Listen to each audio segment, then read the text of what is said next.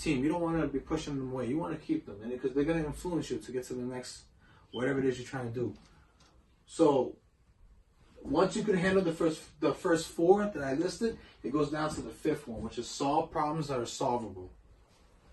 So they say there are two types of problems. The two types of problems could be the ones that could be solved and the ones that cannot be solved. This is a tricky one. To tell the difference is a very tricky one. But the problems that could be solved could be something so minor. Chew with your mouth closed. Lift up the toilet seat. So on and so forth. Use your imagination. The ones that cannot be solved is use your imagination. Whatever the conflicts are. The ones that you have no control over are the ones you cannot solve. The ones that you have control over is the ones that you could solve. Now they say that the ones that you cannot solve, are like, well, it gets to the second one, which is the gridlock, but let's get to this one. The ones you can't solve, you want to find a way to find an acceptance and understand why it happened and just find a way to eliminate the pain to the conflict itself. Just, okay, the problem is still there. We can't erase it. It's done. It's a scar. But find a way to eliminate the pain, at least, from it, which we're going to discuss in the gridlock part. But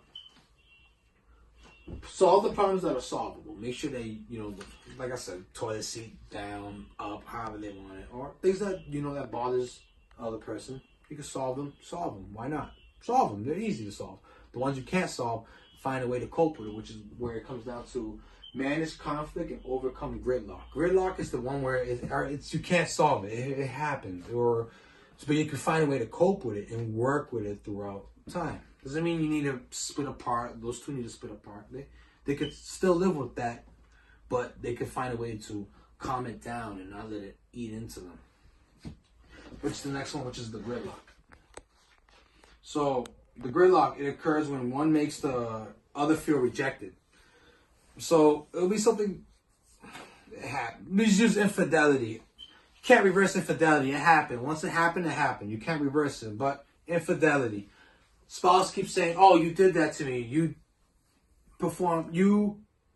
did some form of infidelity behind my back." But she keeps mentioning and mentioning and mentioning. That's the pain that you cannot switch over. But it happened.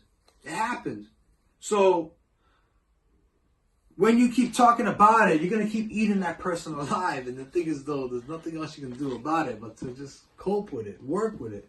So you have to find a way to accept it. So this goes back to when they keep talking about it, what happens is the person feels more frustrated. Not only do they feel more frustrated, you're going to notice they're going to perform back to part one, which was the stonewalling, but they're going to feel, at the end of the day, they feel frustrated and they feel hurt. But they're going to perform a stonewalling, which leads to the divorce. Stonewalling is to walk away or not engage mentally. You can do it physically or mentally. At the end of the day, the conversation is going on and you're not engaging in it. Whether you're there physically or mentally, it's not there. So now with I apologize. Gridlock, they see it as, in gridlock, in order to overcome it, gridlock is more like the practice between the principle with the eighth principle of the gridlock. The thing about it behind it is that you have to find a way. You have to find it through motivation, and you have to have a willingness to explore the hidden issues that's causing the gridlock. Because that goes down to the part where I was mentioning from before. You have to remove the pain. It happened, but the pain, you want to find a way to get that out of there and just understand it happened. The next one is going to be, well, before I get to the next one, I want to mention that they gave me I have right here, research on the steps that you could take to manage the gridlock one, but I think I might have to use that on the third video because this is actually a passage, but I would have to say it out to you so I can illustrate it, and I believe that I went over my time of 20 minutes already. So I'm going to get to the last one just to close this up and wrap it up. But I'm going to have to use the last one, be create shared meaning. Now, like I mentioned before, I'm not going to mention trust or commitment, but I'm going to mention, because I already spoke, that's self-explanatory. We know what trust is. We know what commitment is. We all know that. That's before all of this comes by. But the funny thing is that happened to be the last two. So like I said, I got that out of the way. We focus on the ones that we didn't know. So create shared meaning. So this is the final piece of it, and that's being create shared meaning is being open to each other's perspective and opinions.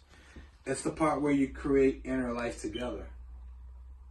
So this is also where the part where it's like appreciate your spouse, know where this all began, know how you felt, appreciation. Feel like that person,